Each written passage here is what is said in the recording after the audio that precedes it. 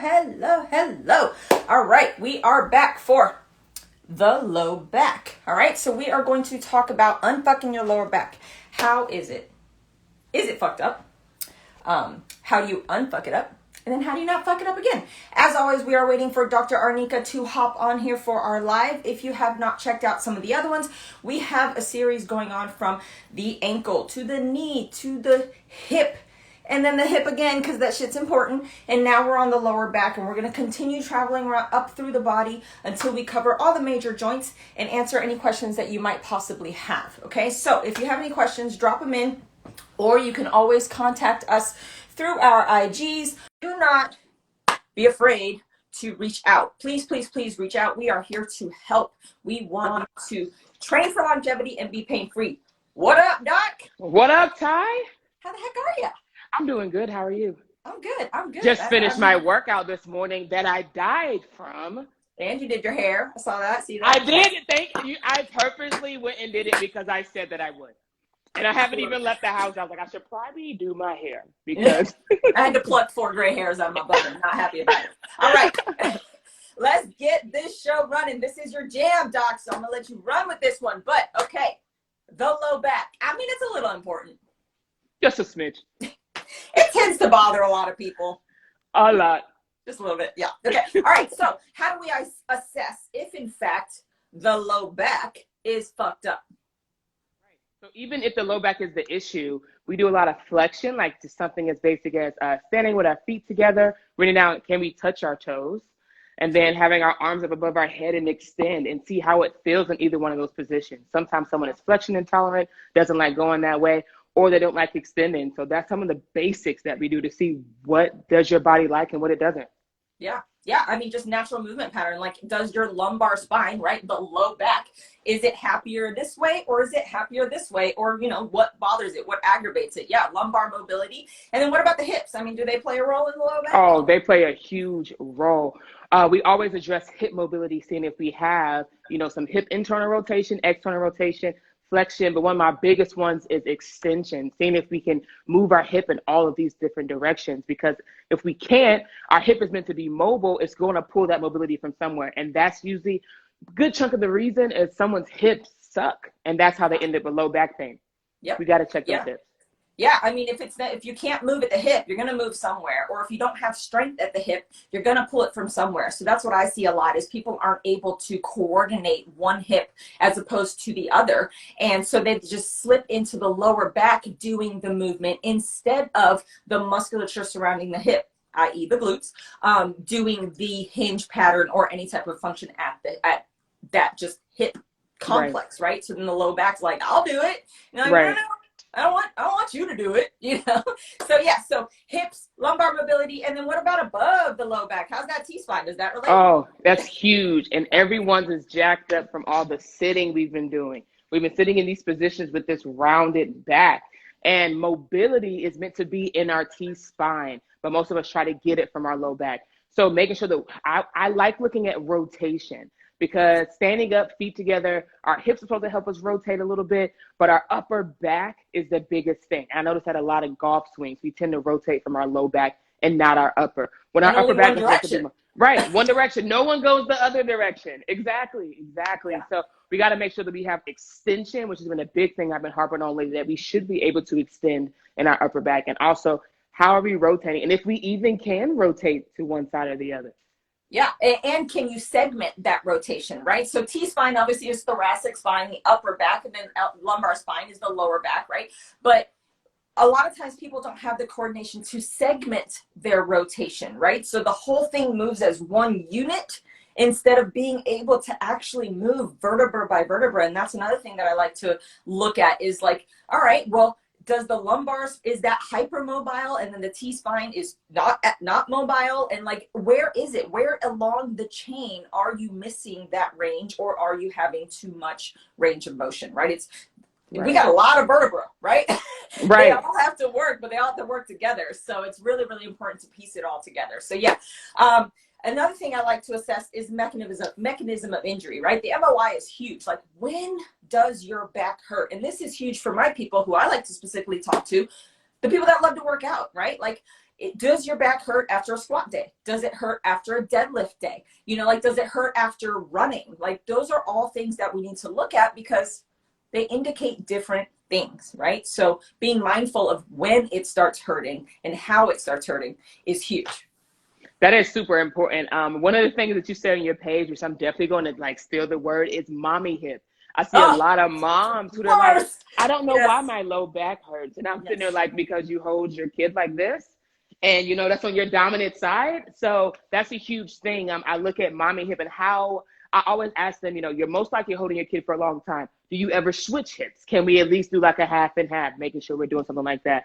So that's huge, mommy hip. And also weird positions. I have some clients show me, oh, my back hurts when I do this. And I'm like, but when in your day do you do that? And why are you trying to do that move? You don't carry anything that way. So make sure that they are mindful of what positions their body are in when they're picking up load. Yeah, absolutely. I mean, and then sometimes, like, it'll be like, well, when I'm reaching in the back seat to give my kid something. And I'm like, all right, well, let's look at your rotation in the opposite direction. Oh, that's garbage. Okay, well, that's probably why, you know, like, so I like to get those activities of daily living. That's a huge thing. Like when throughout the day, because more often than not, what you're doing inside the gym is not either causing or fixing that huge problem that is going on with your lower back, right? Like it will address it, but if you don't address everything going on, and I have that here, these are my notes. If I had the activities I got of some daily, too. the activities of daily living and everything that occurs outside of what you're trying to do in the gym has a much bigger impact on your ability to really, really, really address the root problem. So your activities of daily living. When does it hurt? And how can we avoid that irritation on your path to recovery? Not to say never reach in the back seat ever again, obviously, but how do we limit that irritation so that while we're recovering, we're not fucking it up all over again? Yeah, that's huge. Activities of daily, how people sleep. Yeah. Oh my gosh. I want to bring it back because I did a whole bunch of reels about sleeping. The biggest thing I tell our clients is, I know they said that first of all, I don't know who said that the ideal position is for us to sleep on our back. It probably is everything, but in an ideal world, people don't. They don't. So the biggest thing is trying to help in the position that they're sleeping in. So the biggest thing I noticed is with low back clients, they're sleeping on their face, stomach down, and they're waking up with this horrible, like, I feel like I need to stretch in order to get out the bed. But you're laying face down, you're creating even more of a dip or arch in your back. If you have a bad mattress, that's already like sunk to your body, you're not even giving your low back a choice. Yeah. So making sure that we address things like sleeping and how we're sleeping, things like putting a pillow underneath our hips can help bring that pelvis and that low back up to straight. Or if we're putting one in between our knees, making sure those daily things are what help the most. Yeah, it's all about minimizing the irritation, right? Like we're providing the optimal environment for healing. In order to provide that optimal environment for healing, we got to let the body chill the fuck out, right? And in order to do that, we have to put it in the positions that it needs to be in. So the placing of the pillows, that's the first thing I do is like, how do you sleep? This is where you're going to put the pillow because we need to minimize that irritation. That is a long time spent in a certain position. Exactly. That's going to fuck you up. All right. So also, in my assessment, and is it fucked up? I like to address what type of pain is it, right? Is it acute pain or chronic pain? Those are two very different things. Did it happen yesterday at the gym? Like just finally like, holy crap, I pulled that deadlift and something snapped and now I'm effed? Or has this kind of been building for a little bit, right? They're two different things. And it plays a role in the recovery process. The faster you come to someone like us when you have that acute pain, if you're, especially, and this sounds weird, but for those who work out, a lot of the athletes I see who are in the gym, you're working out on a daily basis, are very consistent, and you hurt yourself, you're going to have a faster recovery because those muscles are trained and ready for it. So the quicker you can get into someone to help, like, is it something like, did I not mobilize? A lot of it is we didn't stabilize our core before we lifted that heavy ass bar. And there's stuff that we can do about that. But if you wait and you've been like, oh, I've been having like chronic back pain since I was like 18, and you're like 30 now, and you're still sleeping the same way, you're not paying attention to how you're sitting at work, that's going to take a longer recovery. Not saying it can't be done, but it still plays a huge role in how long and if you're willing to dedicate time to changing those daily activities. Right. Yeah, I mean, it could be like sometimes you pull a deadlift. It happened to me the other day. I drove for 5 hours. I did some deadlifts, drove for 5 hours. My back was fucked, right? But I knew the mechanism of injury. And the very first thing I did when I pulled that deadlift, I was like, oh, yeah, that got me. You know, the first thing I did? I laid down on my back and I breathed And you for breathe. 10 minutes. I was like, y'all just leave me here, because what you want to relay to the central nervous system is, we all right. It's We okay. good. It's We're okay. good. Let's just breathe. Let's calm down. What happens is the body, especially with acute and back pain, especially back and neck, I feel like it just freaks the F out, right? Your body will react and try to protect, right? And so what you end up dealing with more so is not so much the injury that might have occurred, or little minor injury that could have happened, is the spasm all around it that you end up dealing with. Like your body just locks down, which is what it's supposed to do, right? We're trying to protect. But the more, especially somebody that has been regularly working out and you know, ooh, like that was just 5 pounds too much, whatever, your body knows that it's okay. Like it can get better much faster, but you have to relay to your central nervous system and to your mind, I'm okay, I can calm down, and that will help you get over that spasm a lot faster. That's a huge, huge, huge thing. Just stop, drop, and breathe. Stop, drop, and breathe. Definitely. I'll make that a hashtag. Stop, drop, and breathe. Stop, drop, and breathe. It's so huge. I had this one client who was chronic back pain, like could barely walk by the time I got to her. And I just was just simply like, I need you to lay on your back, put you in this position, and we're about to sit here and breathe. Deep breath, diaphragmatic breathing, because a lot of it was, we had just finished working on her, and a lot of it was mentally, her nervous system was freaking out, and it didn't feel safe. It was like, why are we going into position? What did you like? And once we breathed and calmed it down, she was like, my back feels the best it's ever felt. I'm like, exactly. Your body needs to calm down, relax, let it know it's okay. I know we haven't been in these positions in a minute, but you can be in this position and still be strong. Yes, yeah. The acute pain is one thing, and then the chronic pain, your body starts to expect just being in that pain no matter what it's doing. Like it's like, oh, I've been like this and I hurt. So when we start introducing that movement pattern, or when we start trying to address it, you're resistant to it, right? Whether you're conscious of it or not, your body is resistant to it. So learning how to breathe through those things and just working on your breath in order to calm down and chill out your body, it's everything. Yeah. That's why it's in that focus program for the first 4 weeks. Exactly. I'm like, let me get my 3-minute breathing on. Breathing is huge. Okay. And there's also different types of pain as far as like sharp and diffuse, right? So sharp pain, holy crap, it hurts right here every time, right here. Or diffuse pain, like, I mean, it's kind of like, you know, it's here, it's around here, indicating two very different things, right? Right. And the radiating too. Yep. That's next. Radiating and burning. Exactly. Yes. Ooh, radiating. Sometimes we link that with sciatic feeling, but sometimes it's not your sciatica. We have nerves that come from our low back, and they go to different places in our leg. So something could be pinched, compressed, kind of moved a little bit, and that's causing that radiating pain down your leg. And it doesn't have to always be sciatica. The first thing someone thinks is, oh, I need to roll out my piriformis. I need to do that 4-figure stretch. And I'm like, but does it hurt when you put your leg up here? No, it has nothing to do with your glute whatsoever. Yeah, I'm gonna just put it out there. If you got diagnosed with sciatica, go see somebody else, because that's just a lazy way of saying, I mean, I really don't know what's happening, but I'm going to say right. And so accepting now, that, like, I have some people just like, I've had sciatica for years. I'm like, that's something that we can get rid of, right? Like, you don't have to live with this. Yeah. And I just feel like it's just a lazy way to tell somebody that there's something wrong with them. There's so much more going on. Sorry, something happened here. Okay. I put it on Do Not Disturb and this thing still come through. So I feel like that laziness, as far as just the catch-all term of sciatica, let's seek another opinion, because there's probably a lot more going on. So yeah, the radiating and the burning, I mean, just at its basics, means that there's neural involvement. There is a nerve that is pissed off, right? So that type, or sometimes itching, right? Radiating, burning, itching, that is neural involvement. And so That's pretty damn important. The longer a nerve is irritated, the longer it takes to recover. And nerve is like the slowest healing tissue in the body, right? It's like some Yeah. 6 months, right? So you want to start addressing that as soon as possible and start relieving whatever's going on to that nerve. So radiating, burning, itching, that shit's important. Start dealing with it. Okay, Right. so how do we unfuck it up?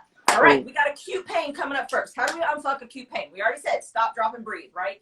facts. Chill out. Chill Definitely. out. Right? And then what? Let's remove the mechanism of injury, right? Acute pain means you know when it happened. It happened right then. So let's not do that for a little bit, right? I'm just going to take that away from you a little bit, right? And this could be running. Sometimes people get really irritated doing a 3-mile run. Well, I mean, we should probably not run for a little bit in order to address that. Deadlifting, squatting, whatever. If you know that it is painful in that moment, let's limit that a little bit, right? And then chronic pain, obviously much harder, but how do we do it? How do we unfuck chronic pain? Time. Yes, Time. it didn't happen overnight. It's not going to unhappen overnight, right? I mean, first we got to look at the mechanism of injury, right? Does it hurt when you squat? Does it hurt when you hinge? So how do we address that? We gotta go test. backwards. Right, right. Yeah. We gotta go strength backwards. test. Yeah, so most people are either squat dominant or hinge dominant, right? And you see this, you don't even have to be using a barbell or working out. How do you pick something up off the ground, right? Do you go like this to get it? Or do you go like this to get it, right? That at its basics is just what you naturally want to do, right? And if you prefer one over the other, then we got to address that because you have to be able to do them equally, right? So yeah, hinge pattern, huge. You created a great post about that the other day. Most people don't do it right. Yeah, most people don't. They don't know how to. Ashley makes fun of me everywhere we go because in a store, if I have to grab something, I'm like, hold on, give me a second, like because I'm like, I'm not hurting my back for anybody. That's where I am. It's so real. But teaching someone that basic movement I've learned has become difficult because people don't know how to disassociate their low back from their pelvis and their hip. And knowing that they don't have to flex at their low back in order to pick something up, but we can be strong in grabbing a load. Right. So it's the first thing we learn is you have to learn how to hip hinge. And I tried to teach people starting off standing up. And sometimes it's a little bit difficult. So we drop down to our knees and start from there. We got to regress backwards to see where you kind of are not as strong yet. Right. Yeah, where you need to rebuild. Yeah, and it's not to say that you shouldn't flex the spine. Absolutely, you want to have that capability. But if you are going to then load the spine by picking something up or putting something down, then you want to make sure that you're locked in a good position. Like once you're loaded, the spine should not move.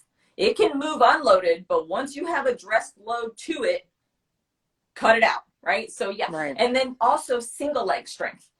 Everybody has one leg better than the other. Have you ever tried to brush your teeth with your opposite hand? It's not fun, right? Same with the lower body, right? One leg is more coordinated, one leg is stronger. Sometimes they differ. But if one leg is uncoordinated and the other one is not, that is going to travel up to the spine. So you think of all the squatting and all the hinging. If you're depending on one leg more than the other, it's going to F you up, right? So addressing that and making sure that you are assessing and addressing your single leg strength is going to have a huge impact on how your lower back can handle load. Yes, I'm learning that now with your focus program, Ty. Like even growing up and going through sports, we did all the basic stuff and everything was bilateral. We were using both, with squatting, with deadlifting. So when you had me do like a single leg, I was like, I got a single leg. You don't want me to balance. You want me to like lift something. Okay. Yeah. It was different. And it's like a movement pattern that my brain's like, we haven't done this. So I'm still getting used to it and learning that I do have one leg stronger than the other. Yeah. Yeah. And what happens is the body will compensate and you'll figure it out. So you end up getting a very good hinge pattern with one hip, right? You might be able to lock it out and use that glute. But then on the other side, you start rounding out and you accomplish the task, right? Like you're getting through that range, but that glute isn't firing or that hip is not happy. And then your lower back is doing the work. So being able to address that and acknowledge that we got to fix it. Got to fix it in order to unfuck it up. All right. So what about bracing? Bracing is huge. People do not want to brace their core, and it does not mean sucking your stomach in. That's something totally different. One of the biggest things is that if it's not someone's hips, I have them lay on their back, feet up, and I tell them brace their core or bring your back flat to the table. If they can't process it or it's just hard to do, I'm like, you don't know how to brace your core. We got to figure out how to brace. Some people know how to brace, but can't breathe and brace. Right. Or which is increase movement. Exactly.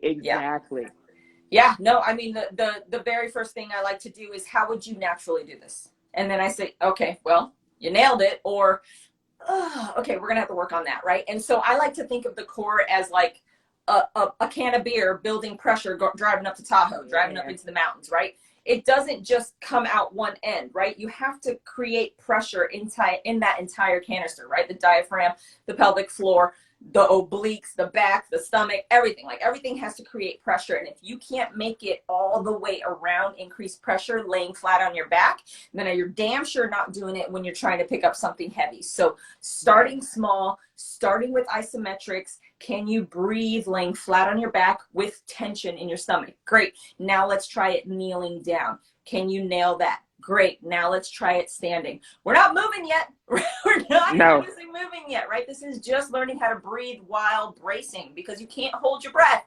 You can't hold it. You got to be able to hold it all day long, basically. You should have a low level bracing all day long. And I feel like a lot of people lose that. And especially with high intensity, all my CrossFitters, all my boot campers, they lose it when they go to move quick.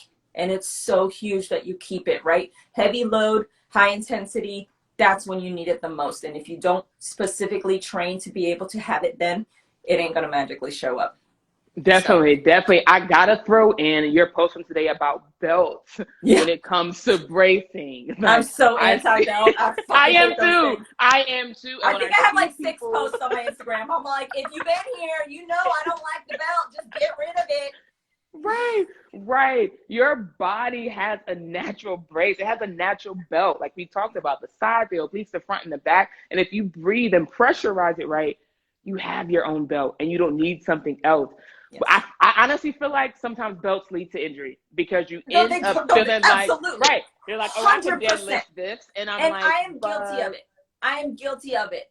Back when I had my daughter, 6 months postpartum, all I wanted to do was get back in the gym and go back to my normal self. Like, I hated being pregnant. I hated it. I hated giving up my body. I hated the recovery. I was like, I'm going to go hard. I competed in the CrossFit Open. 6 weeks later, I started going, lifting all the weights. I had to put my belt on for 55 pounds. I'm strong. I shouldn't have to put it on for 55 pounds, but I was. And I said, oh my, that was like my come to Jesus moment. I was like, this is not okay. And so I ditched the belt and I ditched the intensity and I ditched the weights for like 6 weeks. And I said, you know what? I'm going to do all the boring stuff. And it worked, but I had to have that realization. And so I'm trying to save people from that. But you know what? If it takes them having their own come to Jesus moment, that's fine. But yes, get rid of the goddamn belt. I guarantee 99% of the people that follow us do not need that belt. It's just not what we do. So get rid of it. If you can't do it without the belt, don't do it, right? Build up to the being able to do it without your belt, right? If you want to lift heavier weights, build up to that. Don't just slap on the belt in order to get it done. It's not going to serve you in the long run, and I'm all about training for longevity. So yes, brace appropriately. I'll put it on your internal belt. Okay, activities of daily living. How do we unfuck your body by addressing activities of daily living? We already talked about sleep patterns and sleep positions, addressing that. Posture. Yes. Can you check in with yourself throughout the day? Because if you're constantly walking like this, I mean, whatever exercises we're going to give you are not going to address the problem. So, yeah, checking your posture for sure. All right. And then what about the glutes? Glutes are huge. Making sure that we know how to actually activate and use our glutes. And we need to get up and move around instead of sitting on them all day, because that's a huge thing. We sit on them all day. We're not using them. We arch over around our shoulders, and then our back goes to shit. So making sure that we are using our glutes, waking them up. And I've learned that some people don't know how to use them. I or don't know how to use one opposed to the other. I mean, they're yeah, working. Obviously, you're standing up, you're walking around, but right, can you use them intentionally? Can you make exactly. them work in the way that you need them to work? They are working. One might be weaker than the other. You know, one might be more coordinated than the other. We need you to know how to make that thing and how to feel it when it needs Yes. to activate. Yeah, Yeah, it's super important, especially when walking, when we're lifting up our leg and hip extension. I tell our clients the first thing that should fire is your glute, and then your hamstring, and then your back. And a lot of us use our back for all that because we don't know how to use our glutes. So, gotta make sure absolutely. those are working. Yeah, I found a lot of people have a hard time creating this long line of tension from their hips to their heels, and they want to bend at the knee or just arch at the lower back instead of actually being able to lift the whole leg up as one unit, right? So if you see yourself doing Supermans and your feet are flopping up in the air and you're just bending at the knee, but you're not getting any lift from the hip to the knee, it ain't working right. And so you need to really address that for sure. Good. So glutes, learn how to That's one of hinge. my biggest. Let me Yeah. tap in and talk about Supermans. Yeah. I see so many people Yes. doing Supermans, and they're doing it incorrectly. Right. And it's going to lead to injury because they're not knowing how to use their glute and how to actually hip extend, and Yeah. knowing not putting so much pressure or compression on their low back. Yeah, I mean, the Superman is not to arch your lower back. Right. That's not what it's for. It's to train the extension mechanism from the fingertips all the way down to the heels. That does not mean just going through blindly whatever your lower back is capable of. That means stabilizing the hip and pelvis, shoving your hips down into the floor, activating the core, and then moving from there. That's it. So your range of motion on a Superman should actually be pretty limited, right? So if Right. you're really high up in the air, you're not doing it right. Limit that Right. range of motion for sure. So yeah, so the glutes core, learn how to hinge. Do not avoid hinging. That's another thing too, right? People get afraid to bend over, so then they just don't do it, and they'll either lunge down to pick something up or they'll squat down to pick something up. You can't just avoid a movement and think that that you're just gonna be all better from it. No, Right. sometimes you gotta attack that shit, right? So Right. if you don't hinge or you avoid hinging, guess what you need to work on? Hinging. Yeah, and you should probably really start all over again and learn how to do it correctly. Because if you're struggling after a heavy deadlift day, or even not even a heavy deadlift day, every time I do deadlifts, my back hurts. Okay, well, let's address that, you know? Yeah. So yeah, learning how to hinge is huge, and not avoiding it, right? We got to attack it. Like you just Right. you just don't not bend over. Right. That's not going to fix it, right? That's not how you unfuck yourself up. Now, what about the pelvic floor? Pelvic floor is huge. And if anyone knows, and I don't know if you found one, pelvic floor Specialist. PC, specialist, anything out here. We need one. If there's one in Sacramento, like, Yeah. because the pelvic floor is huge. Yeah. It's huge. Lady Bits. And Lady Bits on Instagram. Lady Bits. Okay. Lady Bits on Instagram. Yes. Okay, cool. I'm going to link up with her because it's Yeah. huge. And I'm learning, I started learning a little bit more because I started working with a lot more moms, and That's knowing after their birth, knowing that they can't engage their core fully, and they don't know how to use their pelvic floor outside of just Kegels. So I've been like educating myself on that, and I'm going to be finding Lady Bits because she knows more about it. But it's huge. Yes, it's hugely in women important. and men. Yeah, and it's not just about peeing yourself. Like, come on, that's like the very basics of pelvic floor knowledge, right? The pelvic floor has a huge impact on your ability to brace. And sometimes people learn to push into their pelvic floor in order to stabilize, but that's not it either. You have to push into everything. So sometimes you're thinking that you're doing it right, but you're not. And the pelvic floor, I mean, not being able to brace, you will get lower back pain. So if you're dealing with lower back pain, sometimes it's not your hips, it's not your T-spine, it's your pelvic floor, and addressing that is going to be huge. We cannot ignore it. Peeing your pants is not normal. Having that lower back pain after pregnancy, while it is pretty normal, is addressable. Like, you can go in and then fix those things, but it does take work and you being proactive about it. So don't just say, well, I had a baby, that's what it is. No, bitch, you're just being lazy. Now go fix it, right? And I'm guilty of that too, right? My wife has had low back pain. We're addressing it. It's hard, but it is worth doing because, you know, when you're 60, that back pain is really going to mess you up. Right. All right. So pelvic floor. Yes. And then always, in order to unfuck your lower back, we got to look above and below, right? Strengthening, mobilizing the T-spine, obviously strengthening and mobilizing the hips, right? Great. So how do we not fuck it up again? We have, the biggest thing that I tell my clients is we have to incorporate certain movements in our daily routine, whether that's something we do throughout the day, whether that's a warm up that we do before we lift and work out in the gym. And the biggest three things that I tell them are the McGill's Big Three. I give everyone those. We have to learn how to do a curl up to engage the front of our core, our rectus. Side planks, which I'm just now learning how to do thanks to you, because planks. I couldn't engage my obliques. I didn't know how to do it. My body wasn't strong enough, but now it is, thanks to focus. So now making sure we do side planks and breathing. And then last but not least, bird dogs, where we extend our hip and lift up our leg. Those are three movements that I tell we have to incorporate some way in our routine. Yeah, and there's variations and make them strong. Exactly. You can make them strong. I don't give a damn what you do in the side plank if it's strong and if your spine is stabilized. There's always something we can do. Always. There's a way to progress it, regress it, whatever you need to do, but you need to constantly address it, because what happens, especially at our age, is that our body gets used to being in a certain position and gets used to certain motor patterns. We have walked a certain way for a very long time. We have stood a certain way. We have slept a certain way. We have sat a certain way. In order to undo that, I'm 41. It's going to take me several years to undo certain motor patterns if they are causing me pain. And if we don't constantly address it, we will slip back into those bad habits, right? And this type of work, just throw it into your warm-ups or throw it into your cool-downs or superset it. It's real easy to throw this stuff in to your activities, right? Just put it in there. Just say, you know what, this is just what needs to happen. I'm going to commit to doing this 3 or 4 days a week. And if you are having a flare up, those are the types of things that you need to go to first. It's not about overstretching or icing or no, use the muscles that you know are going to protect the body, right? So the first thing I give people when they're having a flare up is like, great, isometric holds for you.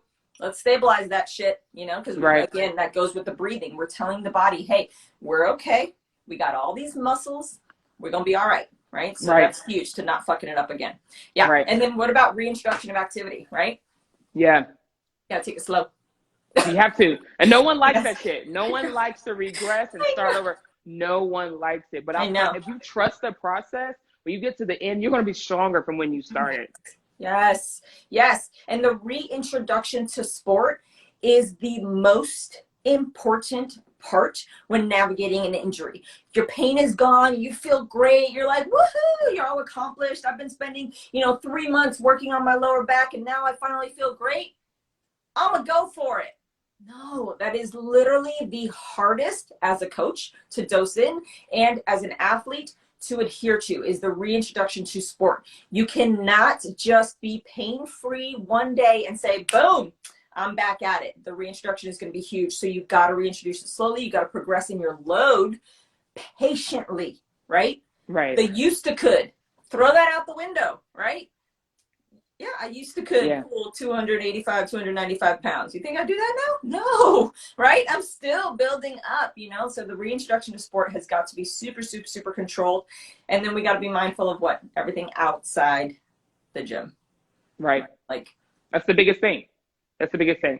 I don't know how much I can harp on that to clients. Like, we get in a session and they feel great when they get off the table. I'm like, yeah, no more low back pain. I'm like, but listen, what you do tomorrow is going to play a huge role. So don't go sleeping on your stomach again without a pillow. Don't go sit in that same position in that couch that you've been sitting and doing your work. Because in a couple of days, you're going to be like, Dr. Arnika didn't help me. And I'm going to look at you and be like, but did you go back and do the same stuff? Did you do those exercises that I said? Yeah. Because it takes time and it takes commitment if you want to get out of that pain and feel strong. Yeah. Yeah, and sometimes the pain will bubble up 3 or 4 days later. You can't just look at what you did yesterday or what you did that morning, right? I have a whole video on it, load versus capacity.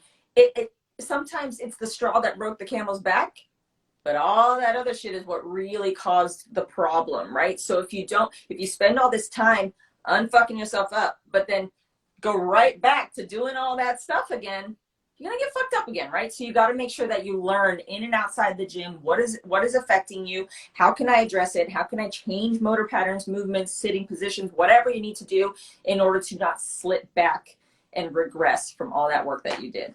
So yeah. So your low back program, how can they get that? Yeah. So you guys can join. Actually, go on the page, the link in the bio. You can join the email list. The low back program, low back resilience program, is 7 weeks long. I'll be starting it up in the summer, but get on the email list so you know the exact date. But over that 7 weeks, we do a lot of this shit. We do breathe. The whole first week is assessment and breathing. So if you're thinking that we're about to get in here and lift some shit, we're not. It's probably going to be the boring 7 days of your life. But I promise you, the most important 7 days. The most important days. The most important is going to build the foundation for other things to come. So we're going to do a lot of breathing. We do a lot of stability, mobility, above and below, and also learning how to engage your low back. And the biggest thing is giving you the tools to help yourself. The biggest thing is I don't like people calling me when they get hurt. And that probably sounds weird as a chiropractor. I'm like, I don't want you calling me. Did you lay on your back and breathe? Did you do like some cat camel, move a little bit? Did you do other stuff? Yeah. Because you have to learn how to take care of your own body. And this program helps you learn that as well. So join that email list and it's something like that. And I also have a freebie on, if you click the link in the bio, there's a freebie called 5 low back exercises that you can check out as well. 5 ideas foundation for everyone. I love it. I love it. I love it. Because knowledge is power, right? And the more you can be empowered to treat your own body, that just, I mean, it frees you up to explore movements and to just be stronger in and out of the gym, because now you're like, hey, if something bubbles up, I know how to address it, right? And I don't have to be, shackled by, oh, well, last time I did that, I got hurt. Or every time I start working out, I get hurt, right? Like that's why I put 6 weeks in my focus program. The first 6 weeks are 0 intensity, 0 barbell work. Nope, I strip it all away from you and we work on the basics, because it is hugely important for developing strength later on. And if you don't do it, you ain't training for a long time, that's for sure. And I'm all about training for longevity. All right, so wonderful. We addressed is it fucked up, how to unfuck it up, how to not fuck it up again. That is the lower back. Next week, we will be covering the T-spine and how to address all those issues. Again, traveling up the back, and then we'll move on to the shoulder, the elbow, the wrist. But T-spine next week. If you have any questions, please, please, please reach out. You can reach us in the DMs or leave comments. I will post this live, so look out for that. And please share it with anybody that you think would benefit from any of these series, right? We have the whole series. I've saved them all. They're on my IG, but share them. Yeah. Show people, show us the love, show other people, right? Like, we're here to help. We need to get these messages out. They're coming from everywhere, but you need to adhere to these things, right? Like, we're not just talking to the walls. We are talking to you. Okay? Right. All right. Thank you, Dr. Arnika. And we will see you next week, Wednesday at 10 a.m. Bye. Bye.